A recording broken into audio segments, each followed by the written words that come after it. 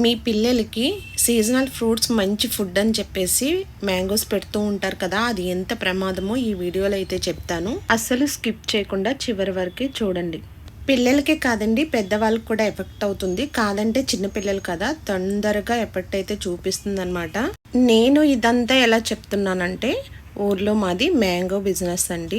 మేము సిటీలో ఉన్నా కానీ ఎవ్రీ సమ్మర్ అయితే ఊరికి వెళ్తామండి. సమ్మర్లోనే కదా ఎక్కువ మ్యాంగోస్ వచ్చేవి. ఖచ్చితంగా మాకు మ్యాంగోస్ గురించి అయితే బాగానే తెలుసు అనమాట. నాకు తెలిసింది మీతో నేను షేర్ చేసుకోవాలనుకుంటున్నాను. మాది మ్యాంగో బిజినెస్ అని చెప్పాను కదా ఊర్లో. ఈ సమ్మర్లో ఊరికి వెళ్ళినప్పుడు మామిడి తోటకి అయితే వెళ్ళామన్నమాట. మా వారైతే కాయలు కోస్తున్నారు, నేను ఇక్కడ కోసిన కాయలన్నీ పోగేస్తున్నాను అనమాట. అందరికీ మ్యాంగోస్ అంటే చాలా ఇష్టం కదా, అందులోని పిల్లలు చాలా ఇష్టంగా తింటారు. ప్లీజ్ దయచేసి ఈ వీడియో చూసిన తర్వాత పిల్లలకి ఎక్కడ పడితే అక్కడ మార్కెట్లో కానీ షాపుల్లో కానీ కొనేసి అయితే పెట్టేయకండి.